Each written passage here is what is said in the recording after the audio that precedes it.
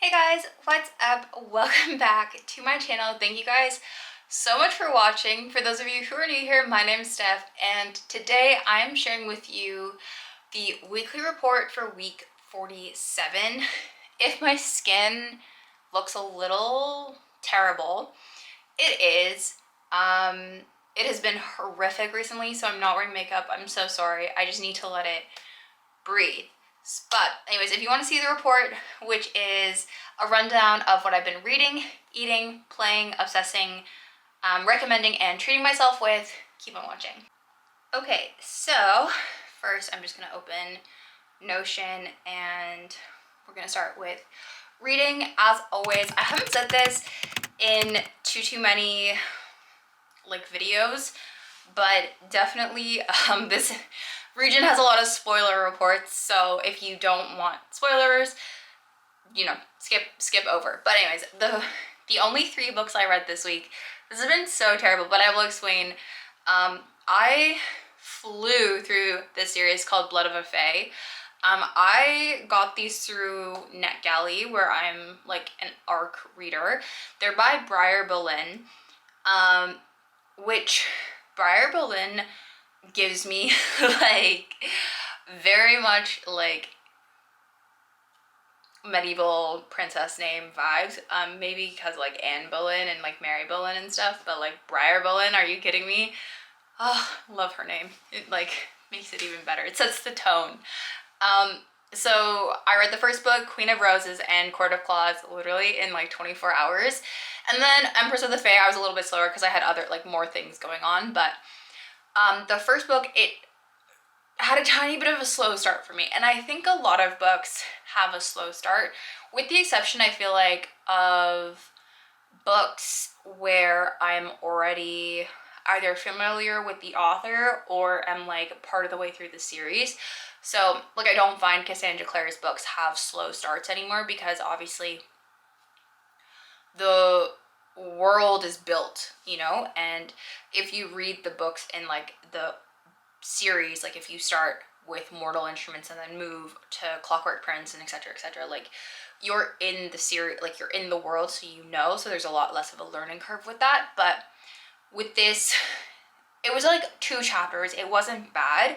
I just personally, I think, have been having a difficult time with getting into books recently, because everything is being compared to either Iron Flame or to my rereading of ACOTAR. So that is my own doing. But I have had tons of good reads this year. I'm so excited to do a book recap, because I've read over 80 books this year, so I have quite a bit to say. I've got quite a few things, so I'll do that as well if you guys are interested.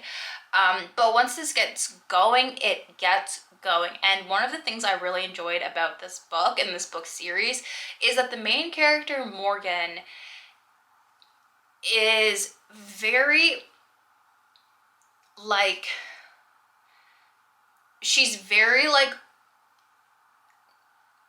vocal about her control. In the first book, she doesn't have a lot of control, and you see that, but she still takes what she can and where she will. She still pushes back and all this. She's accepted her fate, but she still pushes the boundaries of it. She still tries to make it her own, do things her own way. And I think for a fantasy character, Morgan, in my opinion, is a decently strong, but she's realistically strong in in herself and in her wants and her wills and her desires and stuff, and I really do like that. Once the world gets going, it is it's so good, I think. I think this book needs a lot more hype than it does. Once it gets going, it's a really easy read. The prose is good. She builds a really cool world, and the characters it's built around Arthurian legend. So the Knights of the Round Table, Arthur, Morgan, Merlin, Guinevere, Lancelot. But Lancelot is actually Lancelot, so there's a gender bend there. Galahad's in it, Gawain's in it. So there are very familiar characters and items from Arthurian legend, and it's a really fun new take on these characters. Especially there's some gender bending and protagonist antagonist switches and that sort of thing. So it is really interesting, and I really like it, and I like how Breyer is setting this up.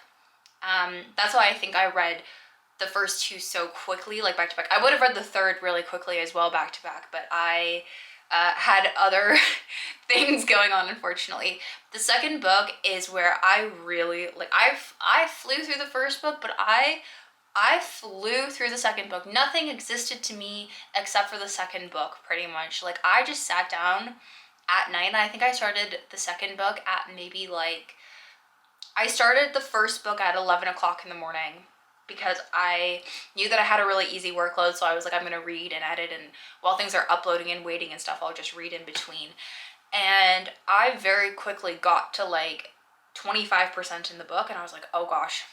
Finished it up really quickly, and then at like 10 o'clock that night, I started the second book, and again, flew through it. Like I said, they're really easy to read, and if you are a fast reader, these are like a great quick-paced story. They are just long enough that you're not like blowing through it in like 3 hours, but they're quick to get through if you're looking for that. If you're like me and like a Speedy Gonzalez reading, apparently. They were really great. Again, shout out to Nat Galley for the opportunity to read this book.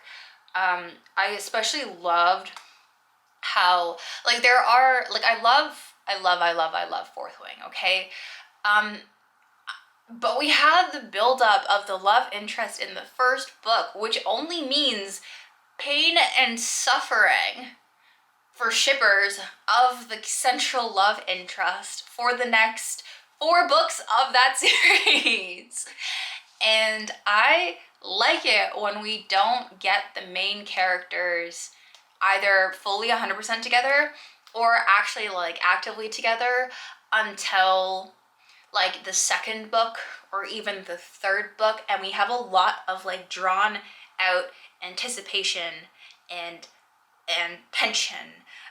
But I also think that I also like having a number of different interests, and like the character really focusing on themselves as well. Like the first book had romance and stuff, but it was an obstacle, and I appreciate that. Like I think like I loved I loved what Fourth Wing did, but in the first book, I truly thought that it was going to be a trilogy or a duology based on how quickly things like happened. But it's actually a quintet. So I'm not, it makes me angsty. Whereas with this, we really get into the love, like the relationship between the main characters in the third book. And I like this because I know that when you have that later love interest situation, then I don't get invested in something only to have like 80 different like obstacles ripping their relationship apart and succeeding at points, you know, like very tropey when you have, or like one of the tropes that I do like but pulls my heartstrings is like very much like in the Mortal Instruments in the first book. Wow, I cannot remember the first book's name anymore. Holy crap, that's so terrible. But in that series, the first book, Clary and Jace get together. And then the course of the series is just pain and suffering in the relationship, right? And I'm like, oh my god. It makes for amazing reading and there's so much anticipation, but like my fragile, sensitive heart cannot take that. So I appreciate the drawn out thing because I know that there is less time left in the series for things to go bad. That takes me to the third book, which we really see like in the third book there's a lot of character growth because in the first book Morgan is set and she accepts her fate. In the second book, she starts really making her own choices and chase against control, and has to and doesn't realize that something isn't control, it's actually help. Then in the third book, she rebels against the perceived control, realizes it's a mistake, but she owns her mistake, which I like.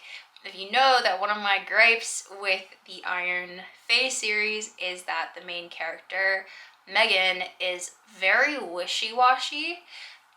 She doesn't necessarily own things 100%, whereas Morgan very much owns up to, apologizes, she takes accountability, she understands that there were repercussions to her actions, that there was a different, better way to do it, that sort of thing. So I really appreciate that. There's a good character arc there.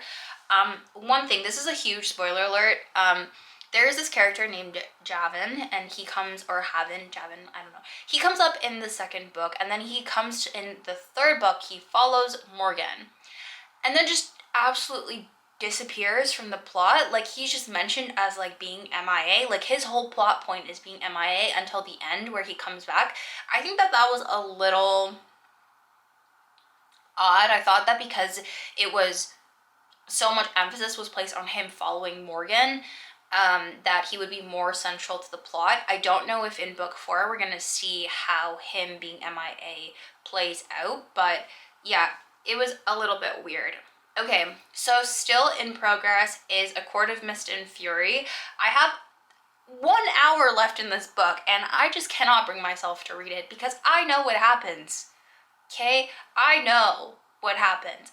And I just don't know if I emotionally can live through that again. I have yet to listen to Iron Flame or reread Iron Flame, even though I desperately love the Imperium series. Fourth Wing was amazing. I love it. I've read it 3 times already. But I know. And I just don't know if I can emotionally handle it right now. It's just, I know it happens, and I'm just no. I'm dragging my feet. I know once I get through it, it's gonna be amazing and great, because obviously I know that it's amazing and great, but the emotional damage from this. The next thing is A Crown This Cold and Heavy. Now, I loved it. I've really enjoyed this book series. Lorien is morally gray men. That's the other thing I really like about Blood of Fae. Blood of a Fae is Kairos, however you want to pronounce his name, is definitely morally gray. I love a little morally gray main man. Suspend my disbelief. My boyfriend is absolutely nothing like any of these guys in terms of the moral grayness. He is very not morally gray, but he does give the I support you, I will go to the end of the earth for you vibe. So I love that for me. But I love a morally gray man because it's so unrealistic, but it kind of feeds into what we all want, which is a guy who will let us do our own thing, but when push comes to shove, is willing to do the most. I think that's what that represents, regardless of the cost to themselves personally. Not great, a little toxic, but yeah, so Lorien in this is chef's kiss. The only reason I haven't flown through this book is for one very, very dumb reason. Well, two reasons. One, reading 3 books in 48 hours earlier at the beginning of the week may have given me the a tiniest bit of a book hangover. Not in the sense of I'm not interested in other books, but I just read so much so quickly that I was just too much. Also, this week I have been having at the beginning of the week, I think I read so much and I was so overstimulated with that. I had a good time writing, but then I ended up giving myself a tiny bit of writer's block, and I was listening to ACOTAR or A Court of Mist and Fury, and the issue was I was so into that world that I couldn't live in the world that I was trying to create for my little hobby. And that's a problem when you are I'm trying to set a goal to do it religiously and get into the habit. So in the process of getting into the habit, I don't want to get stumped, right? Because I just want to do this. it's just such a fun little exercise for me, right? Like I've been really enjoying this thing, like this little like hobby. It is something like, it's for me, it's for myself. Like all of 4 people in the entire world really know what I'm doing. And you guys, you know that I'm writing, but I'm just writing like whatever. And yeah, I just could not like get into a book and write. It was giving me mad writer's block. So I switched gears. I decided to take a step back from reading and focus on writing this week and just get through the writer's block, work through it, and whatever. So that was that. Okay, the second thing is we're gonna go to eating. I made cinnamon rolls the end of the week, and wow, so good. I've eaten them every day. They just get better every day as like everything blends together. And I also made a quiche this week, and I made it with half cheddar cheese and half mozzarella because I just didn't have enough of like the old cheddar that I like.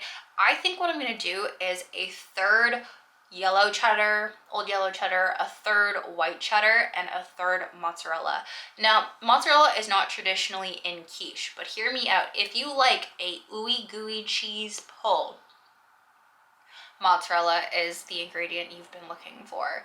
It is not a very strong flavor, so that's why I was like thinking white cheddar, something really like so good. But yeah, just like it was just a thing that I added because we had it, and I needed to beef up the cheese content in my quiche because we are high quantity cheese people. And it actually worked out really well. And the other benefit of the mozzarella is that it provides a lot of structural integrity to the egg filling of the quiche, and the egg itself is going to provide a lot of structural integrity, but it adds even more, and it made the like setting process that much better. I don't know, I really recommend it. It's not conventional at all, but I very much love it. Okay, playing.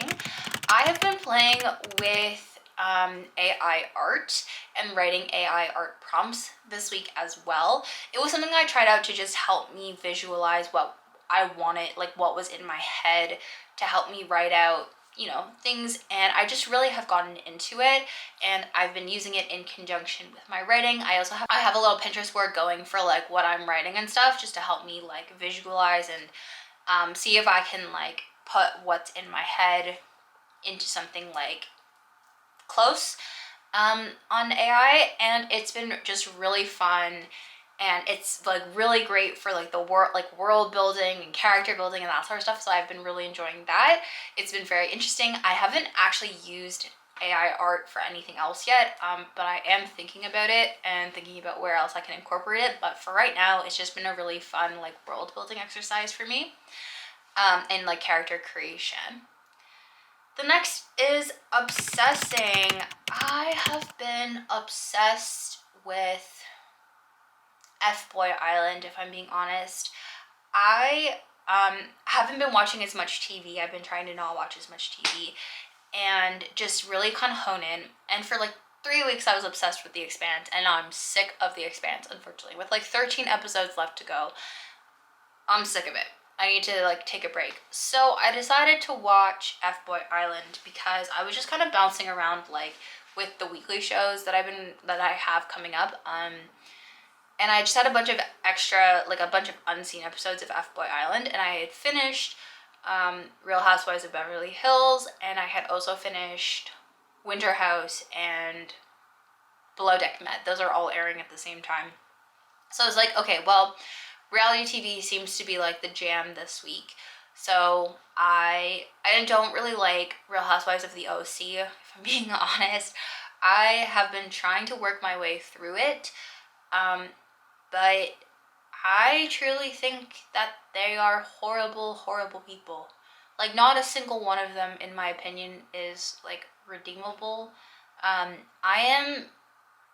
think I'm in season 5 or season 6. It is brutal.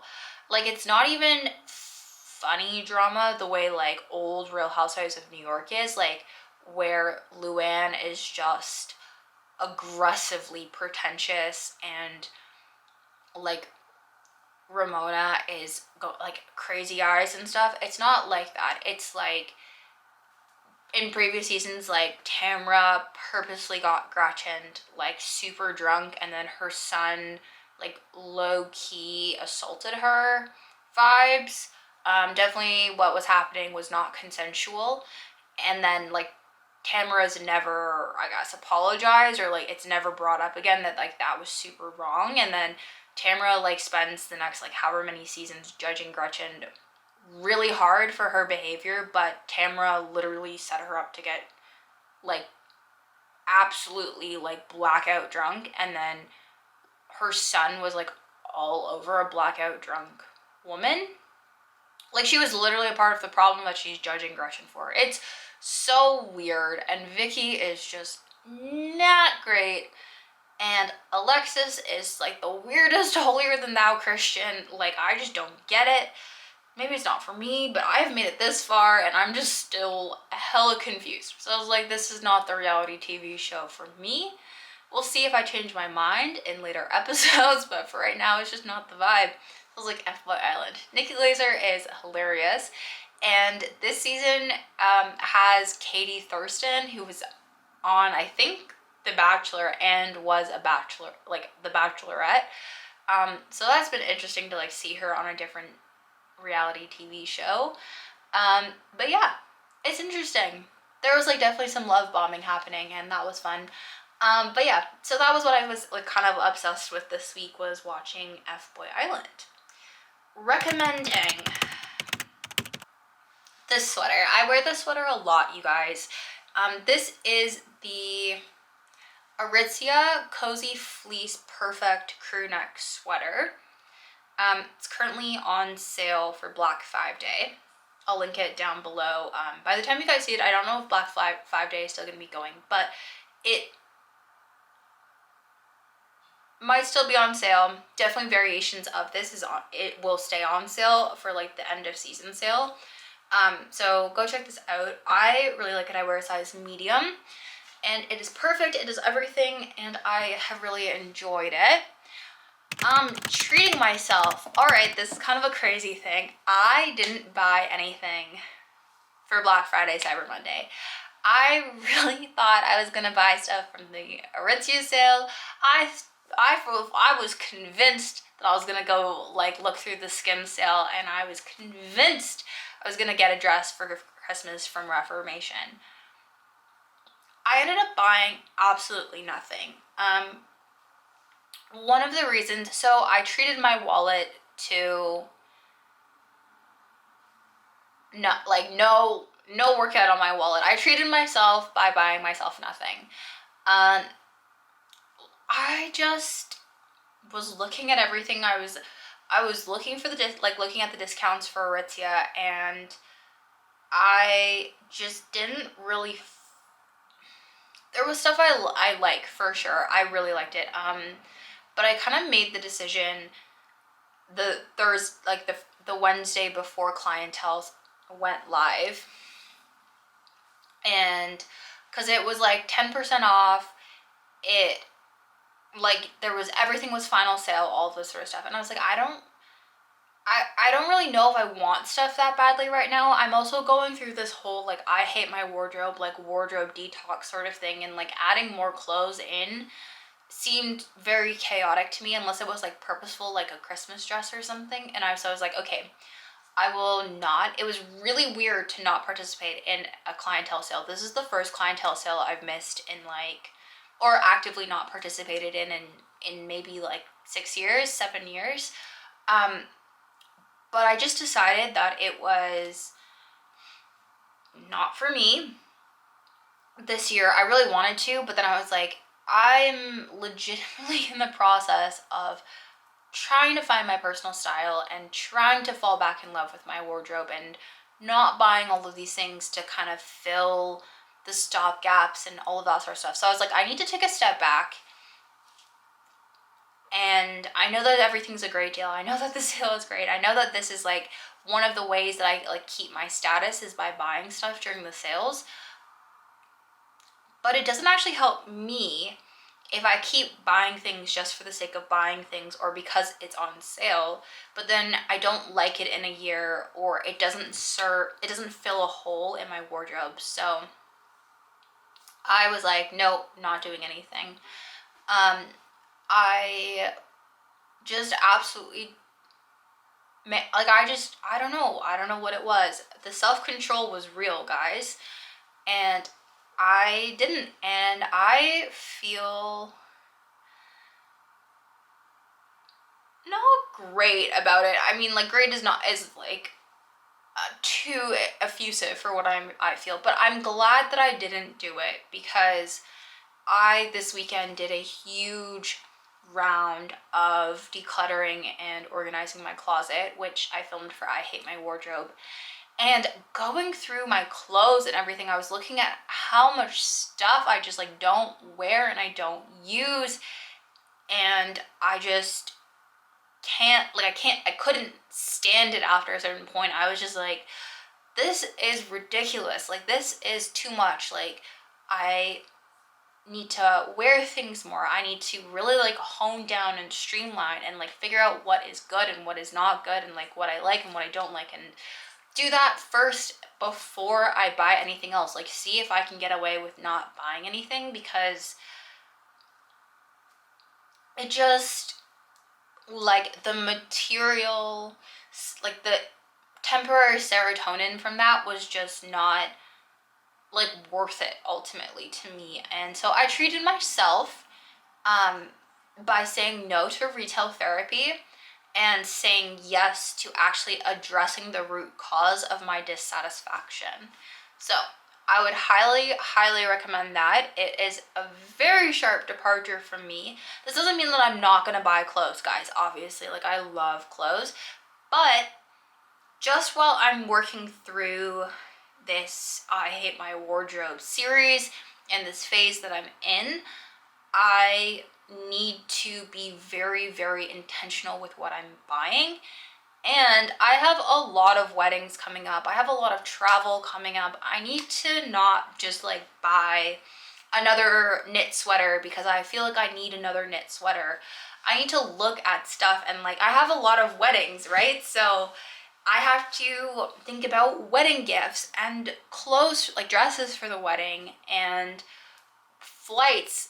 Two of the weddings I'm going to are destination weddings, so we have flights, we have accommodation, like all of that sort of stuff. And I just took a step back for this year, for now, and said, there are other priorities, and is this actually going to make you happy, or is it going to just mask whatever is making you unhappy?